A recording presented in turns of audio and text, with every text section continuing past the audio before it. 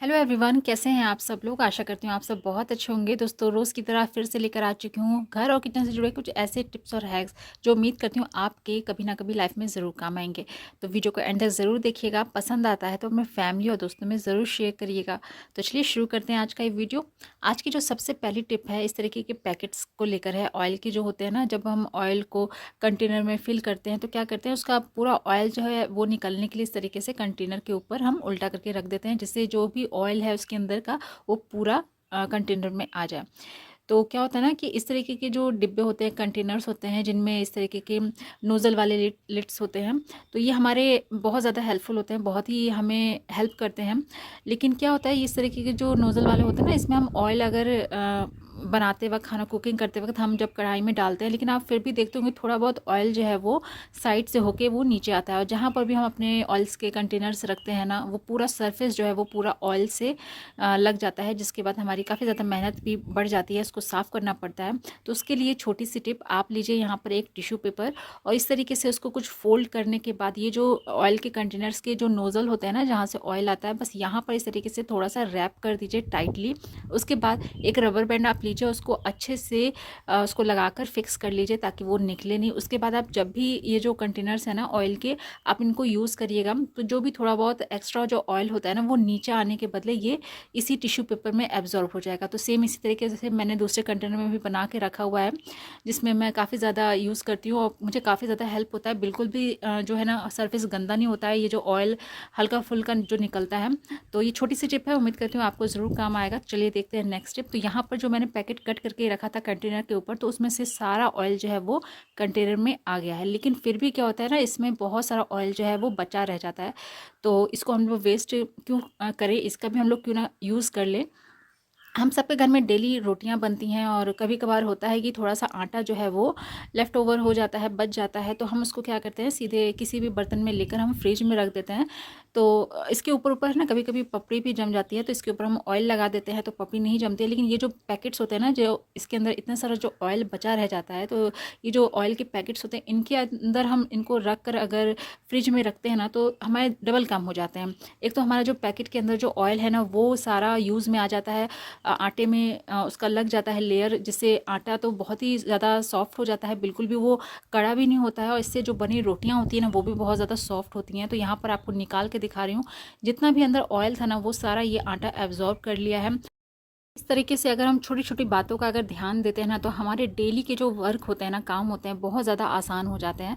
और काफ़ी थोड़ी थोड़ी अगर हम बचत करें इस तरीके से, तो काफ़ी ज़्यादा हम बचत भी कर सकते हैं। तो उम्मीद करती हूँ ये वाला टिप भी यूज़फुल लगा होगा। चलिए देखते हैं नेक्स्ट टिप। जैसे कि यहाँ पे मैंने लिया है केला। कभी कभार क्या होता है, घर में रखे रखे ये ओवर राइप हो जाता है, तो उसको फिर कोई भी खाना इतना पसंद नहीं करता है। तो अब इसको हम कैसे बचाएं कि ये ज़्यादा ओवर राइप ना हो। तो इसके लिए आपको दो तीन तरीके बताऊंगी जिससे आप इसे ज़्यादा पकने से बचा सकते हैं। पहला तो आप है ना, इस तरीके से जब भी बनाना लेकर आएँ, केला लेकर आएँ, तो उसको पेपर में लपेट के रखिए। तो इससे क्या होता है ना कि केला जल्दी पकता भी नहीं है। आप देखते होंगे जब हम लोग मार्केट में जाते हैं केला वगैरह खरीदने, तो ठेले वगैरह पर इस तरीके से वो पेपर में ही लपेट के रखते हैं। मेन यही कारण होता है कि वो जल्दी वो पकता नहीं है।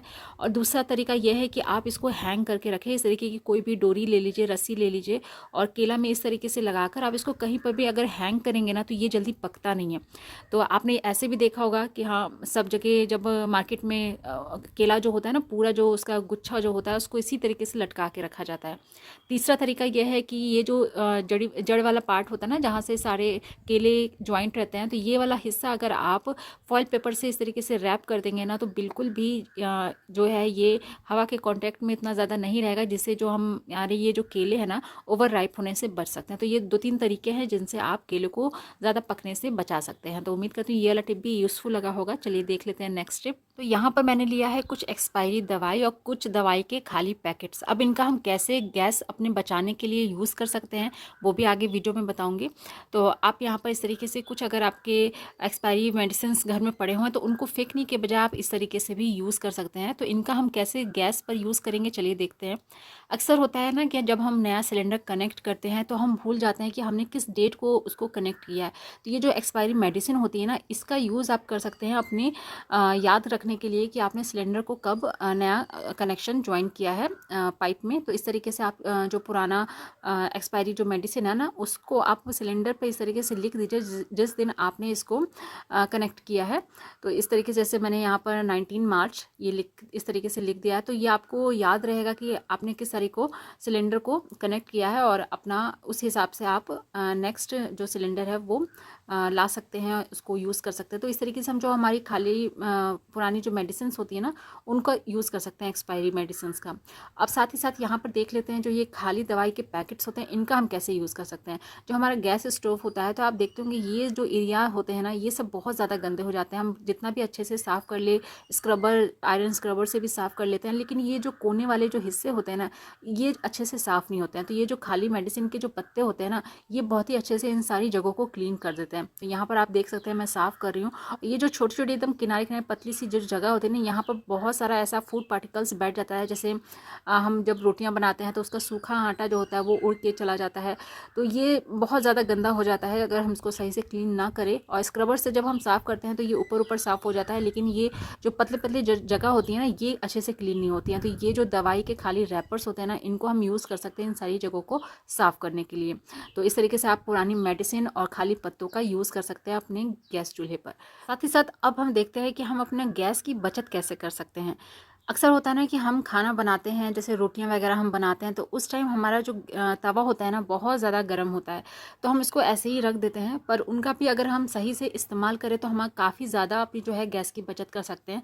हमारे जो कुछ मसाले होते हैं या फिर ड्राई फ्रूट्स होते हैं, अगर उनके अंदर मॉइस्चर चला जाता है, तो ये जो तवा जो हम यूज़ करे रहते हैं रोटियों को बनाने के लिए, उसके बाद जो वो गर्म तवा रहता है ना, अगर हम उन पर इन चीज़ों को अगर रख देते हैं ना, तो बहुत ही अच्छे से ये ड्राई हो जाता है। उनके अंदर जो भी मॉइस्चर गया रहता है ना, वो निकल जाता है। साथ ही साथ कभी होता है ना कि हमें हल्का सा दूध गर्म करना है, बच्चों को दूध देना है, तो हम अलग से उसको है ना गर्म करते हैं। तो ये जो सेम जो तवा होता है रोटियों बनाने के बाद जो गर्म रहता है ना, उस तवे पे अगर हम थोड़ा सा दूध इस तरीके से अगर रख देते हैं तो वो गर्म भी हो जाता है। और दूध अगर आप रख देंगे तो धीरे धीरे वो जो गर्म होगा ना, तो बहुत ही अच्छी सी उसमें मलाई भी पड़ती है।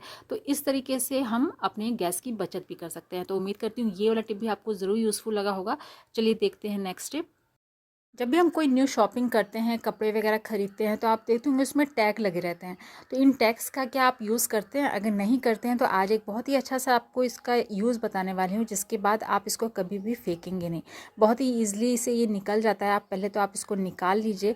अब इसको हम यूज़ करने वाले हैं एज ए की रिंग। हमारे पास ऐसी बहुत सारी चाबियाँ होती हैं जिसमें चाबी गुच्छे नहीं लगे रहते हैं, की रिंग नहीं लगी रहती है। तो इसको एज ए हम लोग की रिंग यूज़ कर सकते हैं। बहुत ही अच्छे से ये फिक्स हो जाती है और ये देखने में भी काफ़ी अच्छा लगता है, क्योंकि जो ये बोर्ड होता है ना जिसमें कार्ड लगे रहते हैं, बहुत ही ज़्यादा मोटे और मजबूत भी होते हैं, जो जल्दी ख़राब भी नहीं होते हैं। और इस तरीके से हम इनका यूज़ भी कर सकते हैं। तो एक बार ज़रूर इसको ट्राई करके देखिएगा। तो दोस्तों ये थे आज की कुछ यूज़फुल टिप्स और हैक्स। उम्मीद करती हूँ आपको लाइफ में कभी ना कभी ज़रूर काम आएंगे और आपके मुश्किल काम को आसान बनाएंगे। वीडियो अच्छा लगा है तो एक लाइक कर दीजिएगा। चैनल पर अगर आप पहली बार आए हैं तो प्लीज़ इसको सब्सक्राइब ज़रूर कर लीजिएगा। और आप मेरा ये वीडियो कहाँ से देख रहे हैं, किस गाँव से, शहर से देख रहे हैं, प्लीज़ कमेंट बॉक्स में ज़रूर मेंशन करिएगा, ताकि मुझे पता चल सके मेरा ये वीडियो सब कहाँ तक जा रहा है। कल फिर मिलती हूँ ऐसी एक नए वीडियो के साथ। तब तक के लिए अपना ख्याल रखिएगा। Good bye.